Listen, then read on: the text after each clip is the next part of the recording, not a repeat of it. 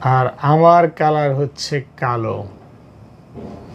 আমার চশমা হচ্ছে কালো, গেঞ্জি হচ্ছে কালো, আমার মাইক্রোফোন কালো, আমার পোশাক কালো, আমার পিছনে ব্যাকগ্রাউন্ডটাও কালো।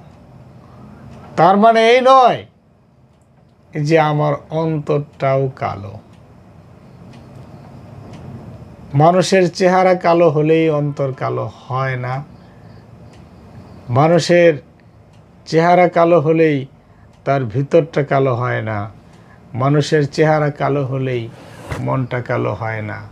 আবার অনেক ধবধবে ফর্সা মানুষেরও ভিতরটা কালোয় কালোয় ভরা থাকে। সুতরাং চেহারা, পোশাক, রং এই দেখে মানুষের মনুষ্যত্ব বিচার করার কোনো সুযোগ নেই।